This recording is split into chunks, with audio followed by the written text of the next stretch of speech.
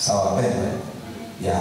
Sasa nikasema maiti kama maiti ni kabisa kwamba hata kama alikuwa ni huyu jamaa ni mwanamume ambaye alikuwa hakubali mwanamke apite tu hivi hadi anatamaa hiyo pitiliza, lakini alishakufa hana tamaa tena. Sawa ila sasa tunapochukua kielezo hicho tunakileta kwenye hizi spiritual experiences, ni lazima tuwe uangalifu. Kinachomaanishwa ni vile ambavyo wewe kwa hiari yako unajitiisha chini ya maongozi ya Roho Mtakatifu. Unaenenda kwa Roho, kwa hiyo hauzitii tena tamaa za mwili. Kwa maana katika Galatia sura ya 5 ule mstari wa ngapi? Wa 16 na 17. Basi nasema enendeni kwa Roho, wala mtazitii tena, mtazimiza kama nini? Tamaa za mwili. Tamaa za mwili kwa maana ya tamaa za asili ya dhambi, ni ile misukumo ya asili ya dhambi. Kwa hiyo mtu ambaye ameifia dhambi, maana yake dhambi haina nguvu ya kumcontrol. Haina maana hawezi kushawishika au hawezi kujaribiwa, ila dhambi haina nguvu ya kumtawala. Tamaa ya dhambi, tamaa ya mabaya, tamaa mbaya hazina uwezo wa kumtawala. Ana uwezo wa kusema hapana, na ana uwezo wa kusema ndio. Hapana kwa mabaya, ndio kwa mema. Ndicho kinachomaanishwa tunapoambiwa kwamba tunatakiwa kuwa wafu kwa dhambi na hai kwa haki.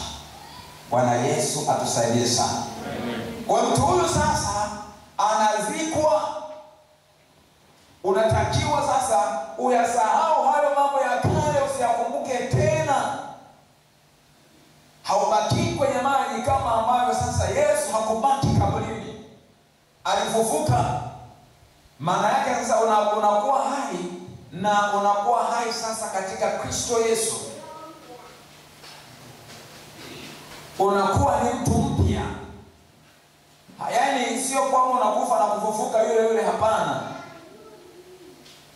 Umekufa, umezikwa, unapofufuka unafufuka ukiwa ni mtu uliyebadilika, ni mtu mpya. Umemvaa Kristo. Haleluya. Unaenenda kwa Roho, unaweza kutenda haki, ni mtu aliyetubu na kusamehewa, ni mtu aliyefanya kuwa mtoto wa Mungu. Halafu unaenenda katika upya wa uzima, kwa maana kwamba unaishi sasa maisha mapya katika Kristo Yesu, ukiwa una fikra za tofauti, ukiwa lugha yako ni ya tofauti, ukiwa matendo yako ni ya tofauti, shauku zako ni za tofauti, misukumo yako ni ya tofauti, malengo yako ni ya tofauti, kutaka kwako ni kwingine kabisa. Umebadili kabisa mwelekeo. Bwana Yesu atusaidie sana. Kwa tuliachambua sana hayo, na tukasema la 5 sasa ni la nyongeza ambalo tunaliona katika mstari wa 8, ni kuishi pamoja na Kristo. Kwenye mstari wa 8 wa hiyo Warumi sura ya 6 ni kuishi pamoja na Kristo. Na nikasema kwamba huko kuishi pamoja na Kristo ni katika maisha ya sasa, lakini pia ni katika maisha yale ya milele. Tulisoma Wathesalonike wa kwanza sura ile ya 4, na tukaona vile ambavyo Paulo aliwahamasisha hawa Wathesalonike kwamba wafarijiane kwa neno hilo, ya kwamba kuna wakati ambapo tutaishi pamoja na nani? Na Kristo. Labda pengine tusome hapo Wathesalonike wa kwanza sura ile ya 4, ule utasoma wakati wako mwenyewe. Sisi tulisoma kwa mstari wa 13, lakini nisome tu ule mstari wa 17. Asema kisha sisi tulio hai tuliosalia tutanyakuliwa pamoja nao katika mawingu, ili tumlaki Bwana hewani, na hivyo tutakuwa pamoja na Bwana milele. Sura 18 anasema basi farijianeni kwa maneno haya. Bwana Yesu asifiwe sana. Sasa tukisema kwamba mambo haya yote 5 ni Roho Mtakatifu anahusika. Kwa habari za wewe kutubu dhambi, kuokolewa, na ukawa mfu kwa habari za dhambi, ukazikwa pamoja na Kristo, ukafufuka pamoja na Kristo, na baada hapo ukaishi, ukaanza kuenenda katika upya wa uzima, na huko kuishi pamoja na Kristo katika maisha ya sasa, yote hayo Roho Mtakatifu anahusika. Hata tukizungumza habari za ufufuo, ule ufufuo sasa ukiwa umekufa kimwili na utakapokuwa ufufuliwa, ni Roho Mtakatifu anayehusika. Hayo sasa ndiyo manufaa. Wewe Pentekoste, unaposema ni Pentekoste, maana yake unatakiwa uwe mnufaika wa haya. Na hizo sasa ndizo Pentecostal experiences. Amen. Ndizo nini? Pentecostal experiences. Tunatarajia Pentecoste aweze kuwa na ujuzi wa hayo, au awe mnufaika wa hayo. Sasa leo nataka tuendeleze somo letu na tuangalie viwango tarajiwa vya ujuzi binafsi wa Pentecoste. Viwango tarajiwa vya ujuzi binafsi wa Pentecoste. Unapokuwa mnufaika wa utendaji kazi wa Roho Mtakatifu, kuna viwango ambavyo tunatarajia utavifikia.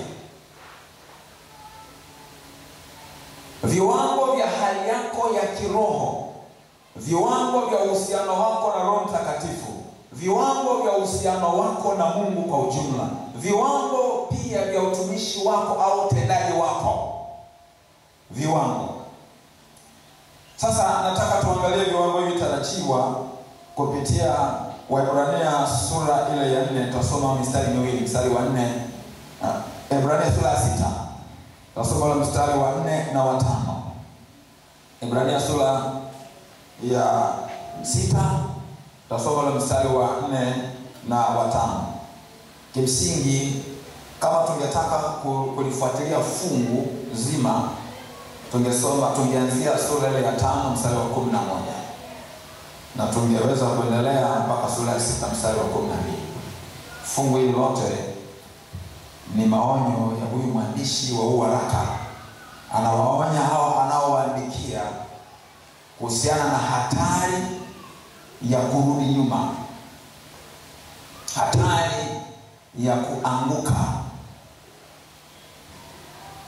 Kwa hiyo kuanzia mstari wa 11 ile sura 5, tunaona vile ambavyo anawasema watu hao walikuwa wavivu kusikia, wakawa wanabakia kwenye hali tu ya uchanga.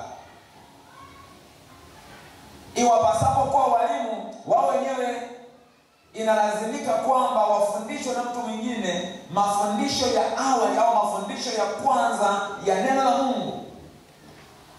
Na anasema kwamba watu hawa ni watu ambao bado ni wenye kunywa maziwa, chakula laini, hawawezi chakula kigumu. Kwa nini? Kwa kuwa chakula kigumu ni cha watu wazima ambao akili zao kwa kutumiwa zinazoweza kupambanua mema na mabaya. Sasa anapoingia kwenye hii sura ya 6, mwandishi huyu anasema kwa sababu hiyo, yani kutokana na hayo ambayo imesema kwenye hiyo mwishoni mwa hiyo sura ya 5, tukiacha kuyanena mafundisho ya kwanza ya Kristo, tukaze mwendo ili tufikirie utimilifu. Ina maana anawatia moyo na kuhamasisha watu hawa wasibakie kwenye mafundisho ya viwango vya chini, lakini wawe tayari sasa kupata chakula kigumu, kwa maana ya mafundisho ya viwango vya juu ambayo yatawapeleka kwenye viwango vikubwa vya maturity, vya upevu kiroho. Jamani, tuko pamoja? Kwa wasiendelee na ile mafundisho ya awali. Mafundisho ya awali yameyataja hapo ni yale ambayo yanahusiana na nini? Asema tusiweke msingi tena kuzitumia kazi hizo na uhai. Hayo ndio mafundisho yenyewe awali. Mafundisho kuhusiana na toba. Mafundisho kuhusiana na nini? Imani kwa Mungu. Mafundisho kuhusiana na nini? Mabatizo. Kuna ubatizo wa maji, ubatizo wa Roho Mtakatifu, kuwekea mikono, kufufuliwa wafu, Hukumu ya milele ametaja tu ni kama sample, ni kama mfano wa mafundisho ambayo mwongofu mpya anafundishwa, na anapofikia leo fulani inatarajiwa awe anayajua hayo ili aweze kwenda kwenye viwango vingine zaidi vya mafundisho. Wewe mwanatio si una viwango gani? Bado tukufundishe yale ya awali au tuhame viwango tuende kwenye viwango vikubwa kidogo? Sasa kanisa kwa sababu kuna mchanganyiko, kuna aliyeanza zamani na hatua fulani na kuna anayeanza leo. Kwa hiyo anayeanza leo anatakiwa avumilie akikutana na vitu vingine vigumu vinamsumbua kuvielewa. Sasa kazana, kwa sababu ni lazima sasa tumsaidie na huyo ambaye ameshapiga hatua. Lakini wakati wetu kirudi tukafundisha mambo ya kawaida, wewe ambaye umeshajifunza unajua hayo, usijisikie kuwa bored kwamba sasa haya mambo tunayajua. Kuna mwingine ndoka jana hayo kwake ni mapya. Na nielewa Kwa sasa tunaleta vitu vya Mungu Roho Mtakatifu anatusaidia tuwe na balance ya mafundisho. Japokuwa kwa yale mafundisho ambayo ni maalum kwa watu maalum yanafundishwa wakiwa umetengwa. Kwa hiyo waongofu pia wanapanda darasa lao ili wafundishwe mambo ambayo ni level yao. Amen. Natakiwa hata haya madarasa haya ya watu wazima ya shule ya wanafunzi, kimsingi na yeye tungekuwa tunazingatia sana, tungewatenga watu katika madaraja ili wapate chakula ambacho ni size yao. Na mtu pamoja. Kwa sasa anazungumza huyu mwandishi ya kwamba hao sasa unapoingia sasa kwenye ule mstari wa ngapi? Wa 4. Anasema kwa maana mara ya pili kwa nafsi zao na kumfedhehi kwa dhahiri. Sasa mara nyingi tunaposoma maandiko haya huwa tunajikita zaidi kwenye kuchambua hiyo hatari ya kurudi nyuma, hatari ya kuanguka. Sema wakaanguka baada ya hayo, na tungeweza kuchambua hasa anachomaanisha hapo ni nini. Kimsingi huu haraka ukiangalia tangu mwanzo kuna maonyo sana ya hawa watu wa habari za hatari ya wao kurudi nyuma, na kwa sababu wanaoandikiwa ni Waebrania, kwa maana ya Wayahudi, mwandishi anatumia vielelezo vya baba zao waliposafiri jangwani, vile ambavyo walishindwa kuingia kwenye nchi ya ahadi, wengi wakafia jangwani. Kwa nini? Kwa sababu ya kutokuamini kwao. Kwa hiyo anatumia namna mbalimbali kuwaonyesha hiyo hatari ili awanusuru wasije wakaingia kwenye kosa kama la baba zao. Sasa hapa anawaonyesha hatari iliyopo ya kwamba mtu ambaye amefikia viwango hivyo ambavyo tunakwenda kuvichambua. Kuna vitu vitano ambavyo tutavichambua.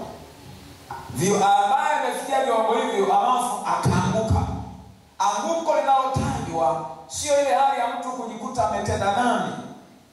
Sina maana na anasema kutenda dhambi kwamba sio tatizo, ila na maana kwamba shetani asije kudanganya ikitokea kwamba umegafilika ukatenda dhambi, aseme sasa wewe umeshaanguka, haiwezekani kufanya upya tena.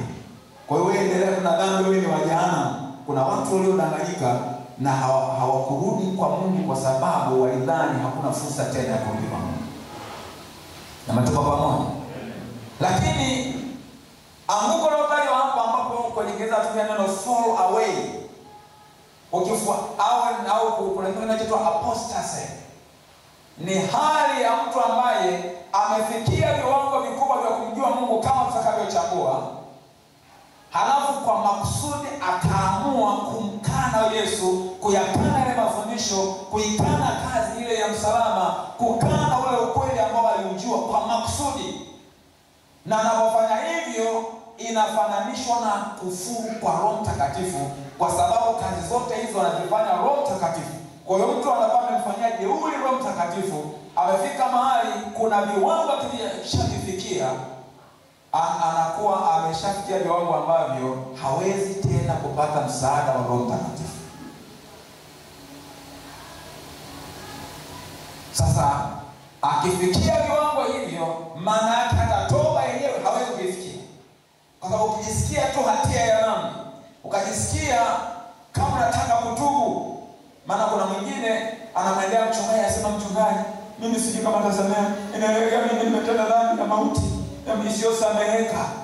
Sasa ile wasiwasi yenyewe kwamba wewe umetenda dhambi isiyosameheka, hiyo wasiwasi tu inatokana na kazi ambayo bado Roho Mtakatifu anafanya ndani yako, ile hatia ya dhambi na ile mahangaiko. Lakini huyu ambaye amefikia viwango hivi ana moyo mgumu, anatenda mabaya na hajisikii vibaya, yani hatua hiyo ni mbaya na sio wengi wanaoifikia. Na tuko pamoja? Hatua hiyo ni mbaya na sio wengi wanaoifikia, ila mwandishi alikuwa anaonya wasielekee huko. Sasa nisiendelee sana kwa sababu sio somo letu. Nataka sasa tuchambue haya mambo matano haya. Jambo la kwanza ambalo tunaliona hapo, kwa hiyo mstari wa 4 anasema kwa maana hao waliokwisha kupewa nuru. Sasa watu hao ambao wanatajwa hapa ndio sisi. Amen. Tunapochambua haya, tuhame kidogo kutoka kwa Waebrania walioandikiwa. Sasa haya tuyapersonalize sisi, tuyafanya kuwa ni ya kwetu, kwamba sisi ndio wenye sifa hizi zinazotajwa. Na kama haujatosha kufikia kwenye sifa hizo, maana yake hizo ndio sifa tarajiwa unazotakiwa kuzifikia. Sinanielewa? Inawezekana umefikia au ndiko unakoelekea unatakiwa ufikie huko. Kwa hiyo jambo la kwanza ni kupewa nuru. Anasema kwa maana hao waliokwisha kufanyaje?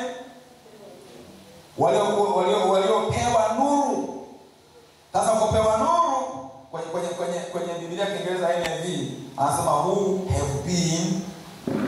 have once been enlightened. Waliopewa nuru. Sasa kupewa nuru huku tunaweza tukatafsiri kwa namna mbili. Namna ya kwanza ni nuru ya wokovu. Maana injili ni nuru. Ulipohubiriwa injili, alafu kaamini ukaipokea, maana yake ulikuwa unapokea nuru. Kwa hiyo wewe umepewa nuru. Kwa lugha nyepesi ni kwamba wewe umeokoka. Kwa lugha nyingine ni kwamba wewe ni mtu ambaye umezaliwa mara ya pili. Kwa lugha nyingine wewe ni mtu uliyezaliwa upya. Kinachomaanishwa ni kile kile. Sasa mtu huyu aliyezaliwa upya, mtu huyu aliyezaliwa mara ya pili, mtu huyu aliyeokoka, mtu huyu aliyepewa nuru ya wokovu, ni mtu ambaye ana access na maarifa. He or she has access to knowledge. He or she has access to truth. Kwa maana kwamba ni mtu ambaye anakuwa amejaliwa kuzijua siri za ufalme wa mbinguni. Kwa lugha nyingine, Bwana Yesu aliposema kwa mifano na wasikilizaji wake, wanafunzi wake wakamhoji, wakasema kwa nini wasema nao kwa mifano? Akasema haya ni hawa watu. Ni kama ambavyo Isaya alisema kwa habari zao kwamba kusikia mtasikia lakini hamtaelewa. Kuona mtaona lakini hamtatazama. Kwa hiyo mtu anasikia, yani ni kama anaona hivi lakini haoni. Anasikia lakini haelewi. Kwa nini? Bwana Yesu anatoa sababu kwamba watu hawa wameifanya mioyo yao kuwa migumu wasiamini. Ina maana macho hayo ni macho ya imani. Yanahitaji imani ili macho yafunguliwe, ili masikio usikie na kuelewa, ili uone na uone kile ambacho Mungu amekusudia kwamba ukione na uweze kukielewa. Naposoma Mathayo 13 ndio tunaona haya. Mathayo 13 ule mstari wa 11 na ule mstari wa 16. Pia tusome hapa. Nataka tuende taratibu japokuwa tutachukua muda mrefu sana katika somo letu hili. Na hii pointi ya kwanza nataka hapa ndio tujenge msingi vizuri. Mathayo sura ya 13. Nasome kwanza mstari wa 10. Anasema wakaja wanafunzi wakamwambia akawaambia, kwa nini wasema nao kwa mifano? Bwana Yesu aliwajibu, anasema akajibu akawaambia, ninyi mmejaliwa kuzijua siri za ufalme wa mbinguni, bali wao hawakujaliwa. Kwa maana sasa niruke nisome ule mstari wa 14, anasema, na neno la nabii Isaya linatimia kwao likisema, kusikia mtasikia wala mtafanyaje? Hamtaelewa. Kutazama mtatazama wala hamtaona, hamtafanyaje? Hamtaona. Sura 15, maana mioyo ya watu hawa imekuwa mizito, na kwa masikio yao hawasikii vema, na macho yao wameyafumba, wasije wakaona kwa macho yao, wakasikia kwa masikio yao, wakaelewa kwa mioyo yao, wakaongoka nikawaponya. Sura 16 unasema, lakini heri macho yenu ninyi wanatiosi. Amen. Kwa nini heri? Kwa kuwa yanafanyaje? Yanaona. Na masikio yenu kwa kuwa yanasikia. Amen. Kwa hiyo sisi ni watu ambao tumetiwa nuru, tumeangaziwa, tumepewa nuru. Kupewa nuru kwa maana kwamba tumejaliwa kuzijua siri za ufalme wa mbinguni, yote ambayo ni mapenzi ya Mungu tuyajue, na katika kuyajua tuweze kuyatenda hayo mapenzi ya Mungu. Hayo yote tuna access nayo, tumejaliwa. Hatuna udhuru, hatuna kisingizio. Achana na generator hiyo. Endelea tu hivi. Jamani, mnanisikia? Amen. Sisi tuendelee. Yohana alipokuwa anaongea,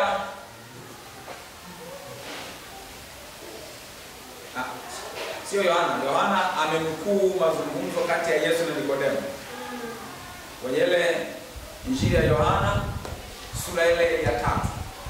Ukisoma mstari wa 3, Bwana Yesu anamwambia Nikodemo, anamwambia kwamba mtu asipozaliwa mara ya pili hawezi kuona ufalme wa Mungu. Huwa nafafanua mara kwa mara kwamba kuona tunapomaanishwa hapo maana yake ni kuelewa. It is seeing with perception. It is something related to perception.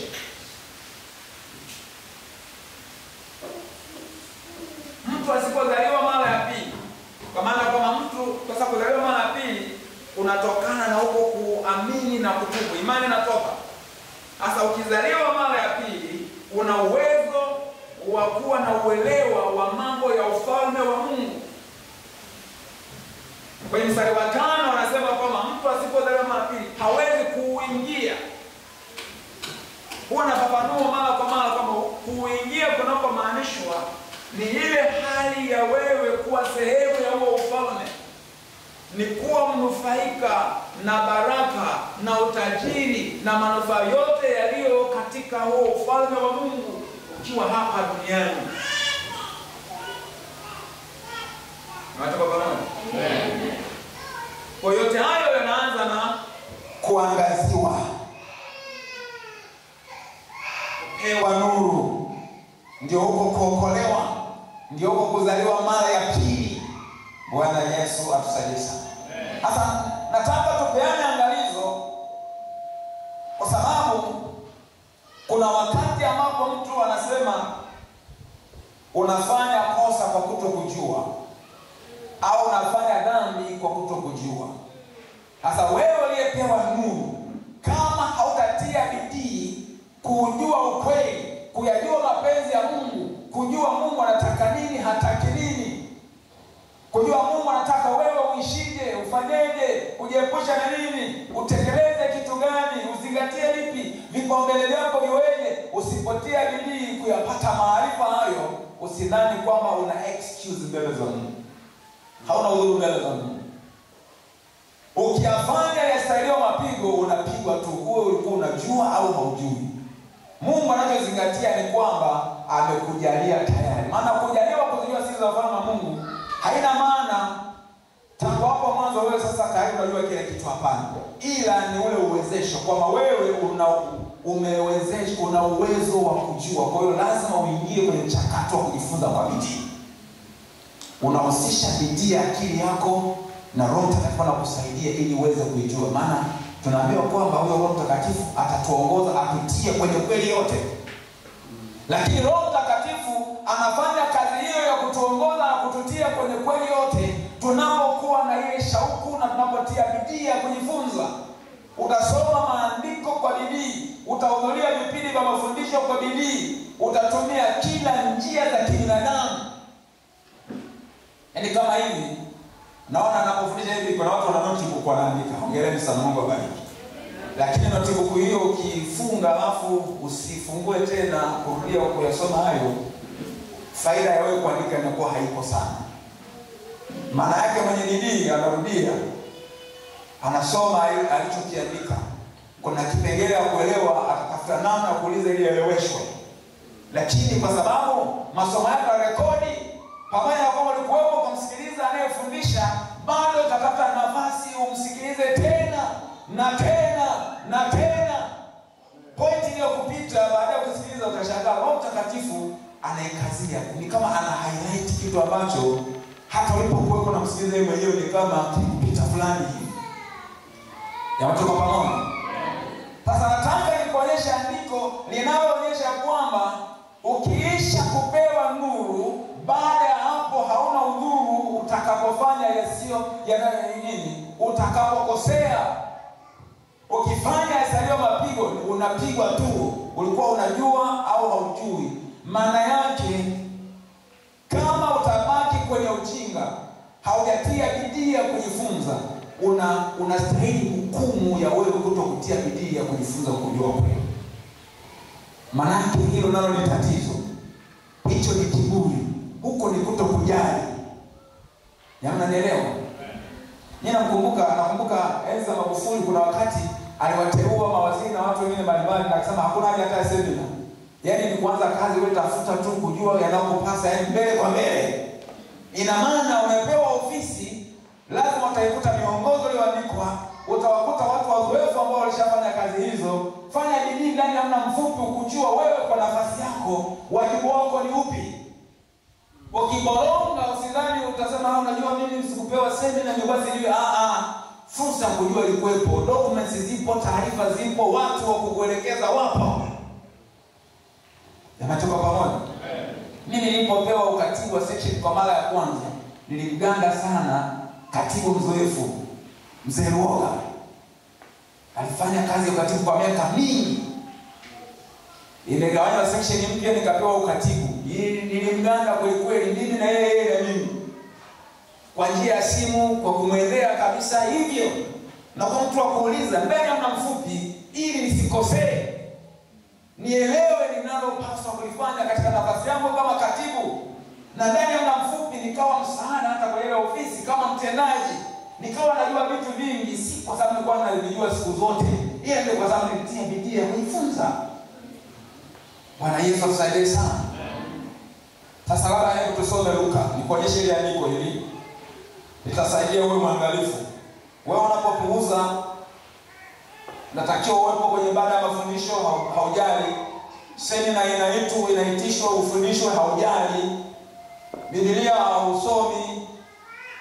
Yaani hauna bidii yote ile, ujue kabisa kwamba upo kwenye hatari ya hukumu ya Mungu. Uko kwenye hatari ya mapigo. Na mapigo huwa yanaanzia hapa. Ambao Luka 12 ule mstari wa 47 na 48. Anaanza 41. Petro akamwambia Bwana, mithali hiyo umetuambia sisi tu au watu wote pia? Bwana akasema, ni nani basi aliye wakili mwaminifu mwenye busara ambaye bwana wake atamweka juu ya utumishi wake wote, awape watu posho kwa wakati wake? Heri mtumwa yule ambaye bwana wake ajapo atamkuta anafanya hivyo. Kweli nawaambia atamweka juu ya vitu vyake vyote. Lakini mtumwa yule akisema moyoni mwake, Bwana wangu anakawia kuja, akaanza kuwapiga wajoli wake, wanaume kwa wanawake, akila na kunywa na kulewa. Bwana wake mtumwa huyo atakuja siku asiyodhani na saa asiyojua, atakata vipande viwili na kumwekea fungu lake pamoja na wasio amini.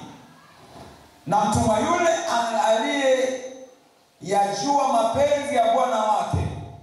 Kuna watumwa wawili wanaokwenda kutaja kwenye mstari miwili na ambayo tunakwenda kumalizia. Kwa hiyo hapo nasoma mtumwa yule aliyejua nini? Na mtumwa yule aliyejua mapenzi ya bwana wake asijiweke tayari wala kuyatenda mapenzi yake, atafanywa nini? Atafanywa nini? Atapigwa sana. Sawa nani? Na yule asiyejua naye amefanya yastahilio mapigo. Hayajua mapenzi ya bwana wake, kwa ujinga akafanya yastahilio nini? Mapigo. Ataachwa atafanywaje? Tofauti, yani huyu Mungu anapunguza kidogo makali. Anapunguza tu makali, lakini kupigwa kuko pale pale. Hebu muulize jirani yako, hivi wewe upo salama kweli wewe? Mungu akishusha viboko, wewe utabakia salama kweli?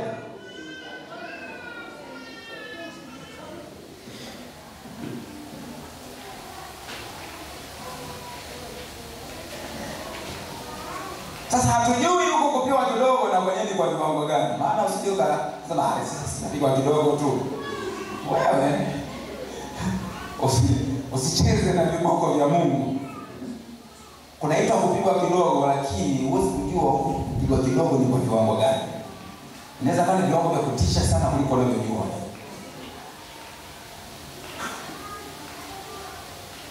Bwana Yesu atusaidie. Kinachomaanisha hasa ni nini? Ni kwamba tunatakiwa tuitumie vizuri fursa tuliyopewa. Tumepewa nuru. Tumejaliwa kuzijua siri za ufalme wa Mungu. Siri za ufalme wa Mungu manake ni zile kanuni za uendeshaji wa mambo ya ufalme. Ni yale yote ambayo Mungu anajua unapaswa kuyajua ili uyafanye mapenzi yake. Kwa hiyo tia bidii ya kujifunza. Sasa hilo ni la kwanza, na napo tumetumia muda mwingi kidogo, lakini kwa haraka sasa tumalizie maneno yaliyosalia. Na hapo tunaangalia viwango vya ujuzi binafsi wa Kipentekoste kwa mujibu wa hiyo Waebrania sura 6 ule mstari wa 4 na wa 5. Kwa hiyo kiwango kipengele cha pili katika hivi viwango ni kukionja kipawa cha mbinguni. Kukionja kipawa cha mbinguni. Kwa hiyo mstari wa 4. Kipawa cha mbinguni ni Roho Mtakatifu. Kwa hiyo hivi anasema who have tasted the heavenly gift. Roho Mtakatifu ni kipawa cha mbinguni kwa ajili yetu. Kipawa maana yake ni zawadi, is a gift, ni zawadi. Hasa neno kuonja nipo wanajaribu kufuatilia lugha za asili zilizotumika. Haina maana, unajua kule nyumbani kwetu kuna mzee mmoja alikuwa maarufu sana wa kuuza karanga. Anaita grandi nati. Alafu anaonjesha. Unakupaka moja au tuwili unaonja, anakushawishi ununue. Lakini nilipofuatilia kinachomaanisha huyu mtu aliyeonja maana yake amekula. Anajua ladha yake na anajua faida ya hicho kitu. Sasa hiyo ni lugha ya kielezo, lakini kinachomaanishwa ni kule ku experience. Kwa hiyo tungesema kwamba this person has experienced the gift from heaven.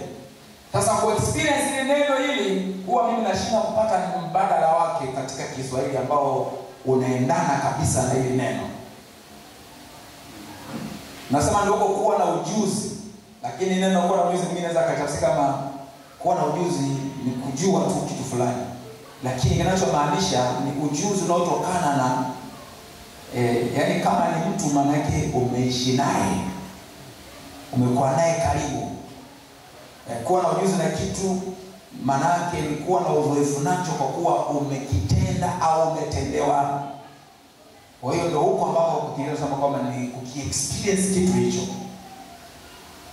Kwa hiyo wewe una ujuzi wa hicho kipawa cha mbinguni. Habari za Roho Mtakatifu hauzisomi tu kwenye Biblia, hauzisomi tu kwenye vitabu vya theolojia, lakini huyo Roho Mtakatifu umepewa, unaye ndani yako, anatenda kazi ndani yako. Ladha yake unaijua, nguvu yake unaijua. Haleluya.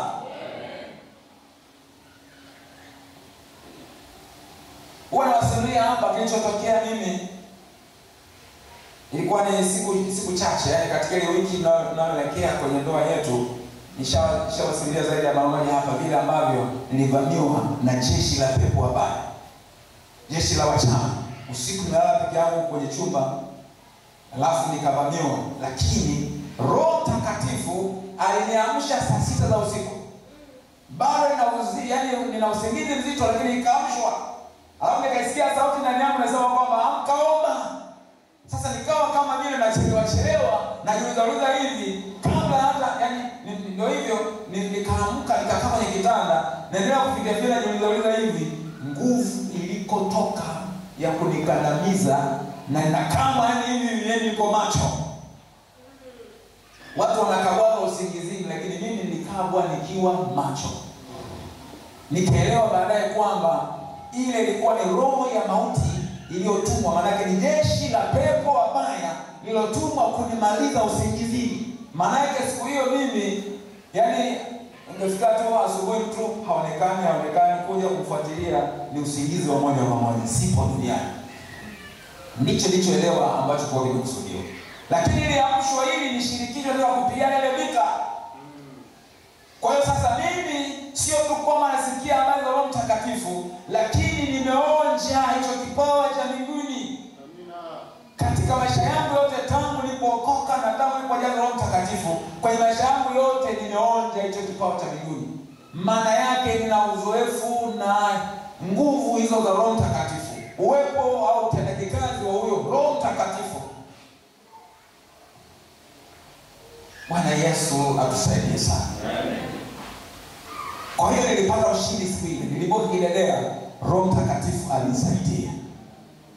Nilianza kuitia jina la Yesu, nimekaa kwa sauti haitoki.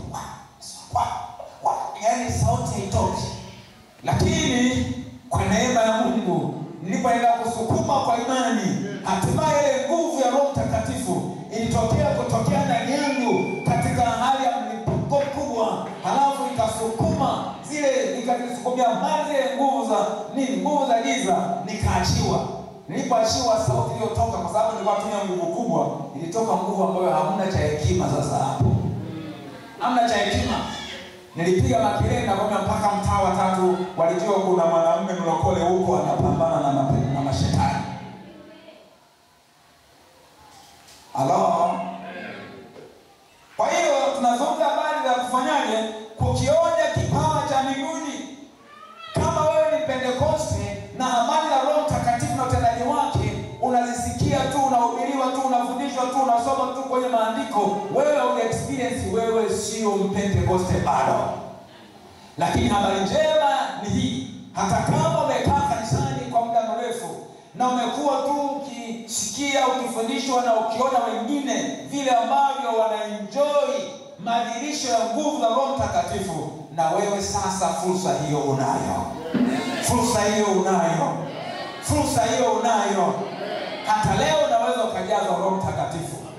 Na wewe sasa ukakionja hicho kipawa cha Roho Mtakatifu, ukaexperience uwema wake, uzuri wake, furaha yake, amani yake, ukafurahia uwezo wake na nguvu zake, na utakuwa ni mnufaika kihalisia.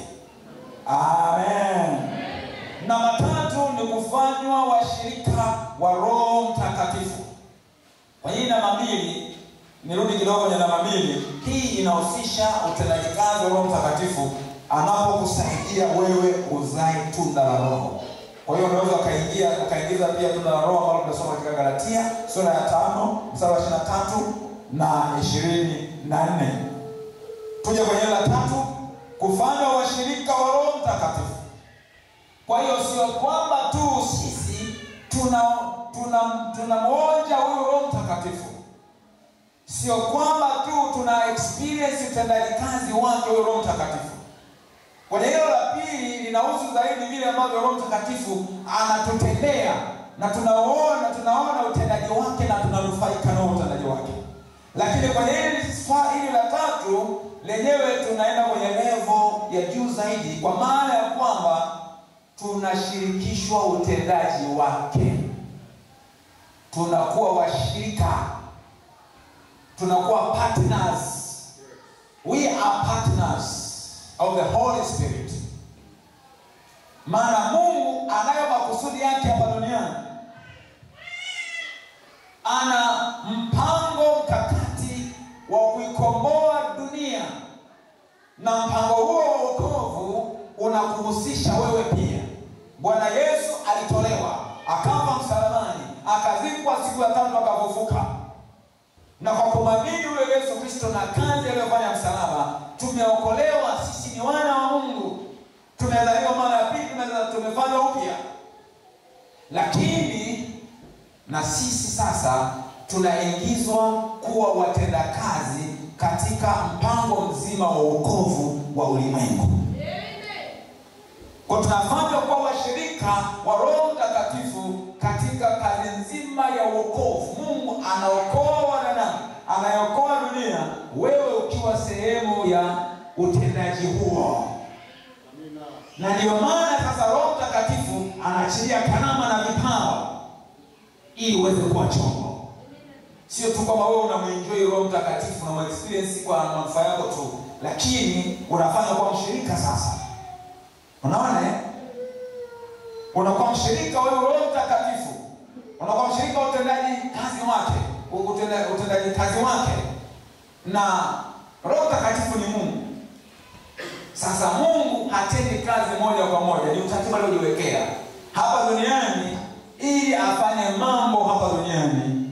Anatushirikisha sisi. Haleluya. Anakushirikisha wewe uaminie, wewe ambaye tayari una Roho wake. Roho Mtakatifu yupo ndani yako. Na sasa huyo Roho Mtakatifu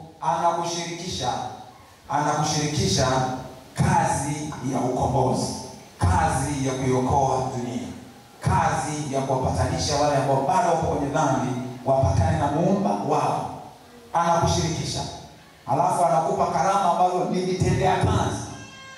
Anakupa maarifa, unakuwa na maarifa ya kipekee, unakuwa na hekima ya kipekee. Ambapo tunaambiwa kwamba wenye kuitawala dunia hii, hiyo hekima hiyo ya mbinguni hawana. Lakini wewe unapewa hekima ya mbinguni, hekima ambayo wasomi wa dunia hii hawana. Amen. Haleluya. Na ndio maana kina Petro walikuwa sio wasomi wa wakati wao. Hawakuwa wasomi wa dini wala hawakuwa wasomi wa secular education, yani elimu ya kawaida. Lakini kwa sababu walijaa Roho Mtakatifu, kwanza kwa uzoefu wa kuwa na Yesu kwa muda wa miaka 3.5, na baadaye wakajaza Roho Mtakatifu, wakafanya mambo ya kushangaza. Wakasema hivi hawa si wafupi tu hao, wala sio wasomi hao. Inakuwaje? Wakaupindua ulimwengu kwa mafundisho yao. Siku ya Pentekoste, Petro aliposimama akahubiri. Maana kama ingekuwa Mungu anajali qualifications za theolojia, walikuwepo watu ambao kwa wakati wao leo hii tungewaita kwamba ni doctors of what? Yaani ni watu wenye PhD za theolojia. Mafarisayo walikuwepo, Masadukayo walikuwepo.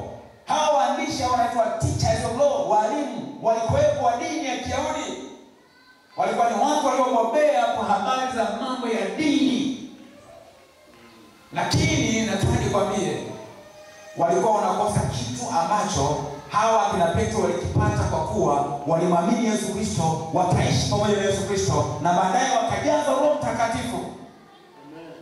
Na ndio maana hata Nikodemo alikuwa mmoja wa wasomi wa teolojia wa wakati wao, na alikuwa ni miongoni mwa viongozi wakuu.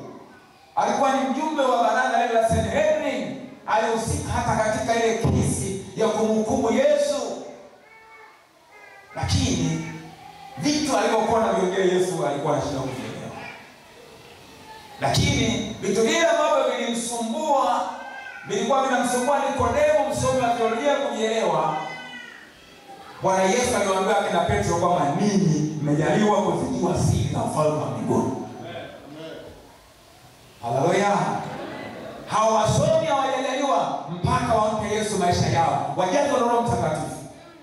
Ndipo Mungu anaweza akawasaidia hata usomi wao ukawa una faida katika ufalme wa Mungu. Kwa wewe unafanya kwa mshirika wa Roho Mtakatifu, umejazwa maarifa, umejazwa hekima ya kimungu ndani yako, una karama za rohoni ambazo maana karama za rohoni zipo kwa ajili ya utendaji kazi wa Roho Mtakatifu. Utendaji kazi wa Roho Mtakatifu kwa sehemu kubwa unadhihirika kupitia karama ambazo anaziachia kwetu. Miujiza itatendeka, anayetenda ni Roho Mtakatifu, lakini hatendi bila wewe. Kuna mtu anampa karama ya matendo ya miujiza. Kwa hiyo kuna ushirikiano kati ya huyo Roho Mtakatifu na wewe kwa imani. Unapoipokea na kuoperate kwa ile karama, vitu vinatokea ambavyo vinatendeka si kwa uwezo wa kibinadamu. Haleluya. Hata unapohubiri, wewe unahubiri tu, lakini Roho anakuwa yuko kazini akiwahakikishia wale watu kwa habari ya dhambi, haki na hukumu. Na ndio maana hata Petro alipohubiri siku ile, tunaambiwa kwamba walichoma mioyo yao. Walichoma mioyo yao. Ile ilikuwa ni kazi ya Roho Mtakatifu. Haleluya. Ndio maana ni afadhali nihubiri ujumbe wa dakika 5 kwa nguvu za Roho Mtakatifu kuliko kutumia akili nyingi kushawishi akili za watu kwa muda wa saa au masaa. Paulo akaandika, anapoandikia wa Korintho, akasema kwamba nilipokuja kwenu sikuja kwa ufasaha wa maneno wala kwa maneno yenye kushawishi akili zenu, lakini nilikuja kueleza roho za nguvu, ili imani yenu isiwe katika hekima ya wanadamu, bali iwe katika nguvu za Mungu. Nataka niseme bado kazi ni kubwa.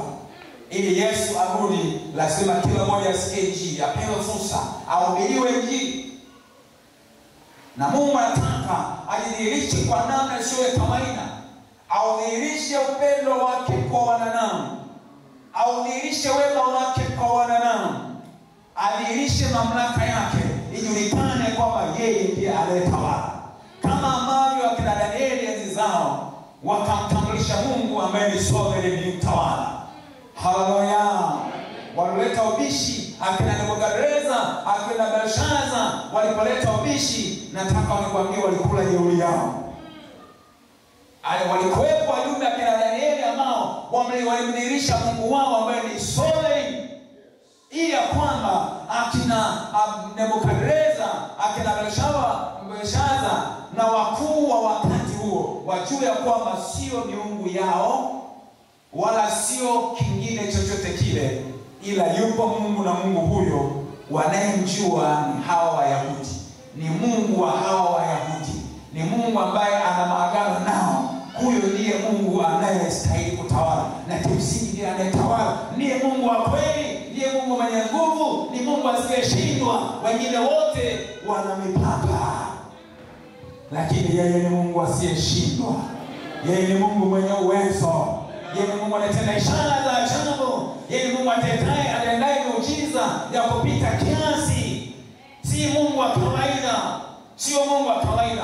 Sasa hilo haitoshi kuwa tuna maarifa ya kidini. Tunahitaji kuwa na uhalisia wa nguvu zake, kwamba sisi ni washirika wa hizo nguvu zake. kwa mahubiri yako, kwa neno lako, kwa maombi yako, vitu vitatokea. Vitu vinatokea. Kuna vitu ambavyo Mungu hata vitenda bila wewe, ni mpaka wewe utamke. Ni mpaka wewe utamke, ndipo Mungu anatenda kupitia Roho Mtakatifu. Haleluya. Haleluya. Nataka nikwambie hivi, hata kinachokomesha ubishi wa kidini. Naweza mkaanza kubishana na watu wa dini fulani na dini fulani. Kila watu wanavutia dini yao ndio nzuri zaidi. Wanavutia kwamba kama ni mtume wetu sisi ndio bora zaidi. Sisi Mungu wetu ndio bora zaidi. Hivi na lile, dini yetu ndio nzuri zaidi. Leta na mafundisho. Nataka nikwambie, unaweza kama umesoma na PhD ya theolojia na wakaingia kwenye nini? Hiyo dialogue. Hayo malumbano. Sasa inasemwa kwamba kushinda ubishi sio kuipata roho. You can win an argument, but you have failed to win a soul. Kinachohitajika ni kuipata nafsi iliyopotea. Nafsi iliyopotea haipatikani kwa kushinda ubishi, kwa kushinda mdahalo. Sisemi kwamba hicho ni kitu kibaya. Kinaweza kuwa na faida kwa namna fulani, lakini midahalo ya kitheolojia, nataka nikwambie, bila nguvu za Mungu, bila utendaji kazi wa Roho Mtakatifu, haina msaada wowote ule. Nenda mahali ambapo kuna ubishi kwamba Yesu sio Mungu, kuna ubishi kwamba huyo naye ni mtume tu wa kawaida, kuna ubishi kwamba huyo Yesu naye ni mwalimu tu kama wale wengine, ila yeye tu alikuwa maarufu zaidi na hivi ana upekee fulani, lakini ni mwanadamu tu na nini. Nataka nikwambie, kinachokomesha ubishi ni miujiza. Kwa jina la Yesu wafu wafufuliwe. Kwa jina la Yesu wenye pepo wafunguliwe. Kwa jina la Yesu viwete watembee. Kwa jina la Yesu vipofu waone. Kwa jina la Yesu wenye kansa wapone. Kwa jina la Yesu yaliyoshindikana kwa waganga wa kienyeji na hospitalini yafanyike. Kwa jina la Yesu miujiza itendeke. Nataka nikwambie, aliyekuwa anabisha kwamba ni yetu ni bora zaidi, hiki jina nadhani Yesu sio Mungu, jina nataka nikwambie, ubishi unaisha.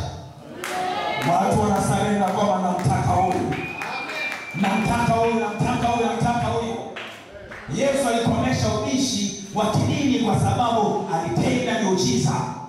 Na kina Petro alipotenda ile muujiza, kiwete akatembea. Wakasema tufanyeje, maana tutawezaje kupinga maana ishara mashuhuri imefanyika? Tunawezaje kusema hao watu sivini waone nini ni matapeli sivini nini? Tunawezaje? Yani walisugua vitu hawa wakuu. Ishara mashuhuri imefanyika na inajulikana na kila mmoja. Tunaendelea na kuwapinga watu hawa. Nataka nikwambie, Bwana anataka kutumia wewe kama chombo. Anataka kutumia wewe kama chombo. Unaye Roho Mtakatifu anataka ushirika na wewe. Roho anataka ushirika na wewe, na wewe taka ushirika naye. Roho anataka ushirika na wewe, na wewe taka ushirika naye. Taka ushirika naye. Taka ushirika naye. Taka ushirika naye.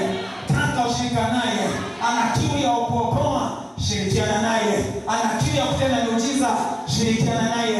Ana kiu ya kuonyesha upendo wa kimungu kwa wanadamu wasiomjua, shirikiana naye. Utashirikiana naye kwa namna gani?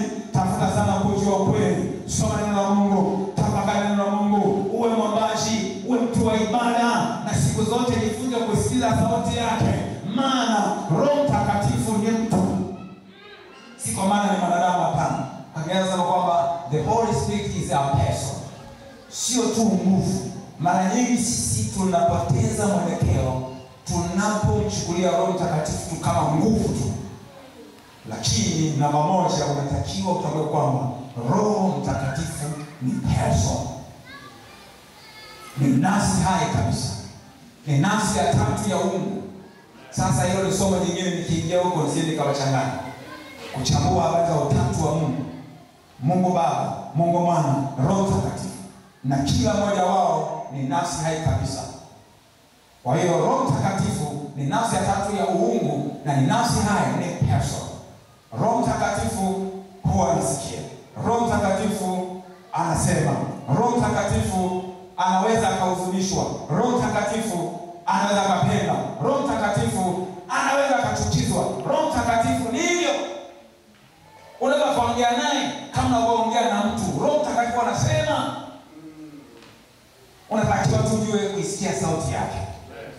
Haleluya.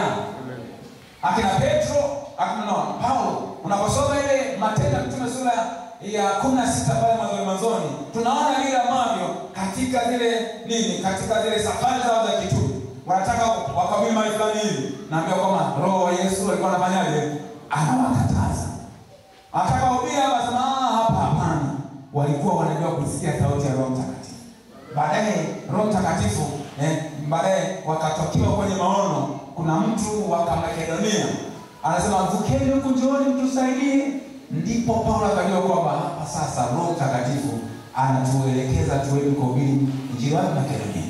Ndipo sasa wakaenda kwenye mji wa Filipi ambao ulikuwa ndio mji mkuu wa Makedonia. Halafu hawakufanya kwa poa. Wakawa na ibada, wakakutana mwanamke mmoja hivi, wakawa waungana naye mahali pa kuabudu. Leo naabudu, kesho kutwa. Sasa katika siku zote hizo ikawa kuna kijakazi anayefanyaje? Anayewafuatia anasema watu hawa ni watumishi wa Mungu, wenye kuhubiri injili, wenye kuhubiri nini? Njia ya wokovu. Akabalia tunaambiwa kwamba sipini.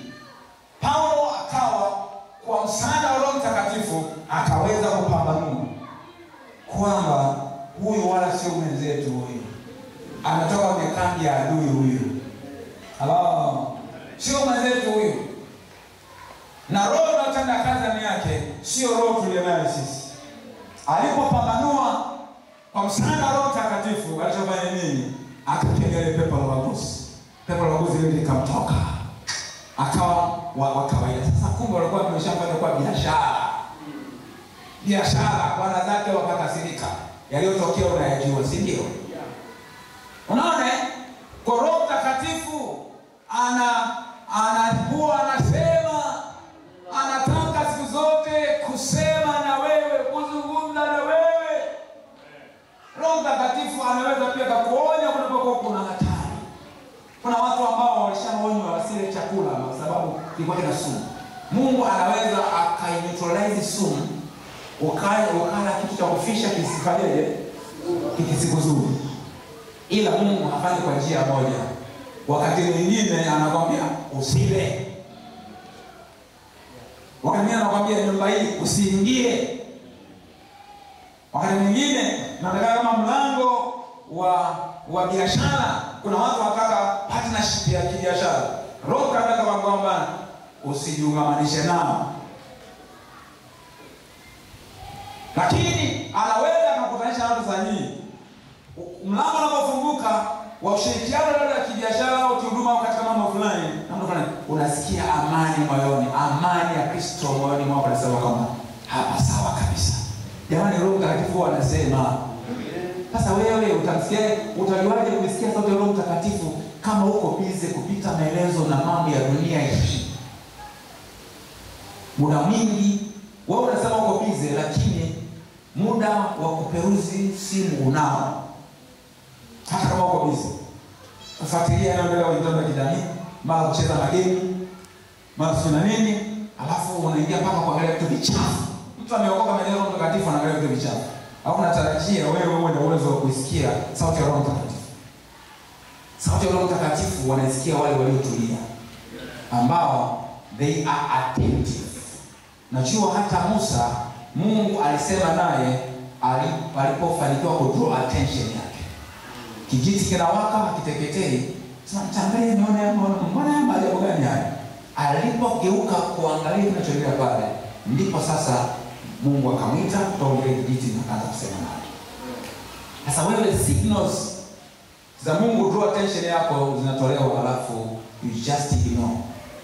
Kelele zimezidi za mambo yanayoendelea katika dunia, zimekuzidia kiasi kwamba hauwezi ukasikiza signals. Sema signal. Yes. Ni viashiria. Viashiria vipo. Kuna wakati kabla Roho Mtakatifu hajasema na wewe kwa kina, huwa anatoa kwanza viashiria fulani. Alafu ukiwa attentive, yani akifanikiwa kuvuta nadhari yako, ukawa interested, ukawa na shauku ya kutaka kujua, shauku ya kutaka kuelewa. Mimi nataka kukuuliza swali jepesi. Hivi wewe unajua kutokea kufanya hivi? Unaona kuna hali fulani, kuna kitu fulani naonika ambayo uko nayo. Aidha kiu ya kuomba au kiu ya kuabudu. Wangapi mmeona inatokea? Inatokea tu ghafla. Nataka nikwambie hizo ni signals. Mimi siku moja Roho Mungu anasema lala mapema. Usiku leo nataka niongee na wewe. Kwa nikaomba nikafanya ibada, alafu nikalala nikiwa nina matumaini kwamba usiku wa leo Roho Mungu kuna vitu anataka anisemeshe. Na ni kweli sema ni kwa njia ya ndoto. Zipo ndoto za kawaida. Ndoto zingine unaota kwa sababu umekula umeshiba sana. Unajua kile ukishiba sana kama kuna Biblia fulani hivi, kuna aina ndoto utazoziota kwa sababu umekula too much. Zipo ndoto za lishiba. Mishiba ugali kwa maharage au makande. Au wali mbichi. Au jana hizo ndio huwa wewe. Kuna ndoto zake. Lakini zipo ndoto ambazo ni Roho Mtakatifu anakusemesha.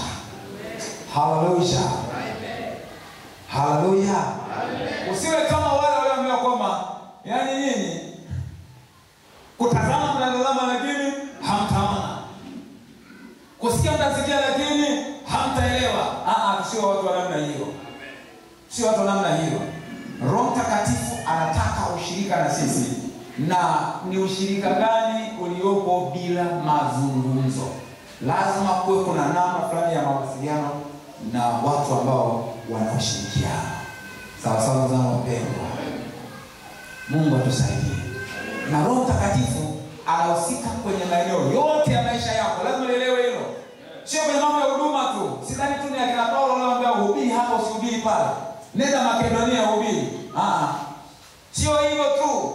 Hata kwenye maisha ya kawaida. Simetolea hapa mfano. Yaani hata kwenye mambo ya biashara yako Roho Mtakatifu anaweza kuhusika. Hapo zungumza habari za nini? Business creativity. Ubunifu wa mambo wa biashara. Roho Mtakatifu, yani wewe ukitengeneza urafiki naye, ukawa wewe unamfurahisha, ni mtu ambaye anaposema na wewe unakuwa makini na anachokuelekeza unakitekeleza, ukajenga urafiki mzuri. Ukawa kuna friendly relationship. Roho Mtakatifu yani atahusika hata katika mambo ambayo wewe unaona kama haya ni kama vile Mungu hawezi kuyajali sana.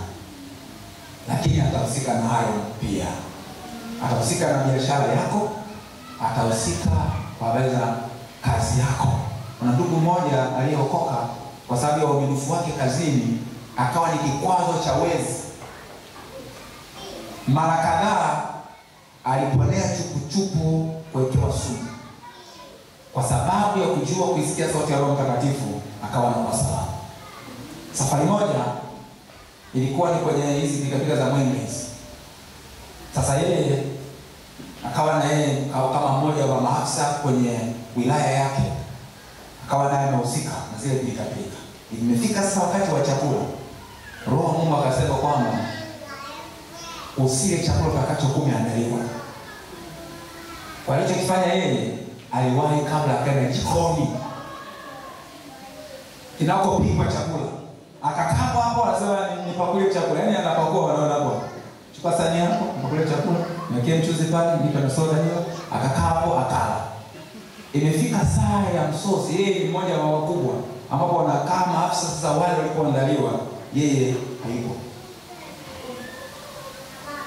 Mtego umeshafanya. Amen. Hello. Roho Mtakatifu atamnusuru hata na kifo cha mapema. Amen. Bwana Yesu atusaidie. Amen. Bwana Yesu atusaidie. Amen. Simama kwa miguu yako. Hayo mawili tutapata nafasi tuanzie wakati mwingine. Maana nasema kuna ni matatu. Au niataje tu. Maana tumeangalia matatu. La kwanza tumesema ni kupewa nuru, namba 2 kukionja kipawa cha mbinguni, namba 3 kufanywa washirika wa Roho Mtakatifu, namba 4 ni kulionja neno zuri la Mungu, namba 5 ni kuzionja nguvu za zamani zijazo. Kulionja maana yake ni kuliexperience, pale ambapo neno la Mungu linakuwa halisi katika maisha yako. Sio nadharia tu, lakini namba 5 kuzionja nguvu za zamani zijazo. Ni hizo nguvu za Roho Mtakatifu ambazo zinahusika na matukio yajayo. Napozungumza habari za kufufuliwa kwa wafu, napozungumza habari za kuishi na Bwana milele, napozungumza habari za hukumu ya milele, mambo yote hayo yajayo, ahadi za Mungu ambazo zitatimia baadaye, mtekelezaji mkuu ni Roho Mtakatifu. Ni kwa uwezo wa Roho Mtakatifu mambo hayo yaliyoahidiwa yatatekelezwa. Sasa una uhakika kwa sababu Roho yule ambaye atatekeleza ndio wewe umemexperience, unaye tayari. Kwa hiyo huna wasiwasi.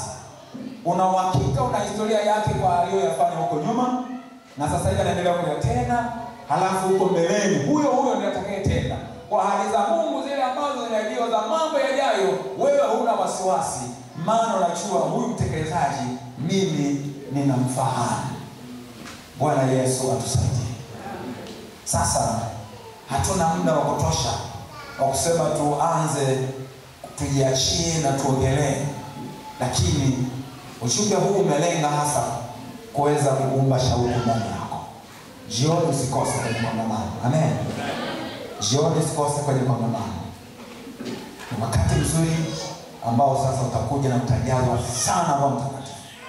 Lakini kupitia ujumbe huu, nachomaanisha, haitoshi tu ule kujana kufurika wakati wa ibada, lakini ni yale maisha ya mabadiliko kwa msaada wa Roho Mtakatifu. Kuishi maisha ambayo ni sawa sawa na mapenzi ya Mungu. Unakuwa mnufaika wa kudumu katika haya ambayo tumeyataja na kuyachambua japo kwa kiwango fulani tangu Jumatano.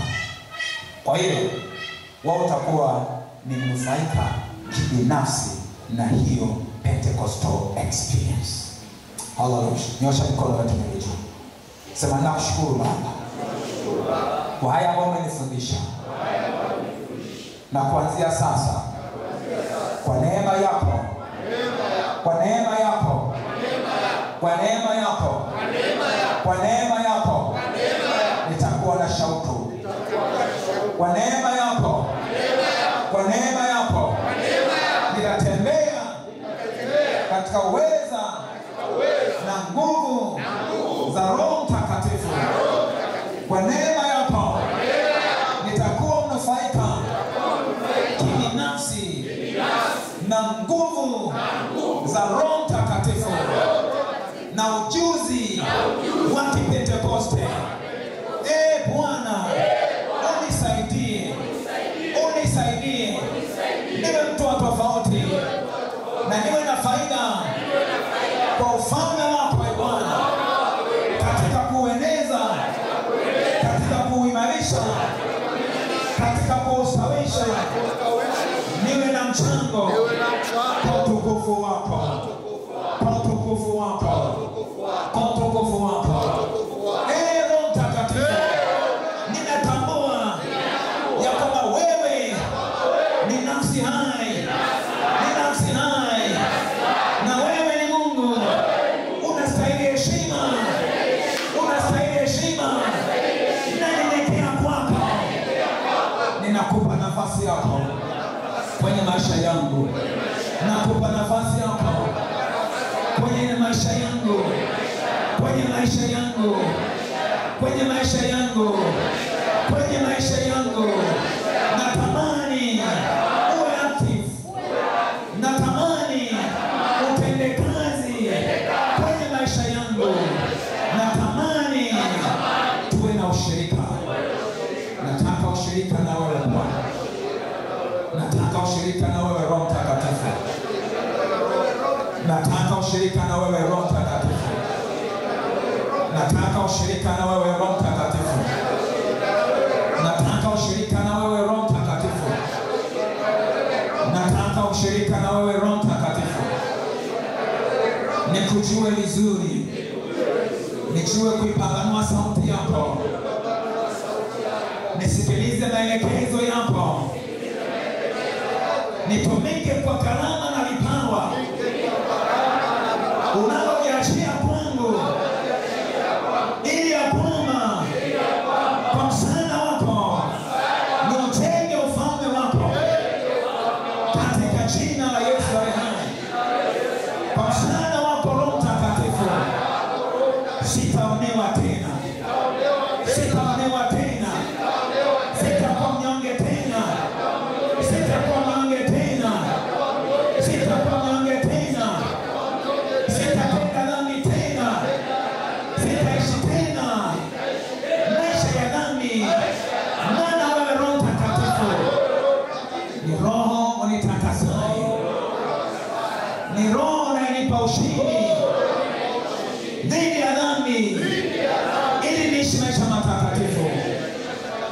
yenye kumpendeza Mungu.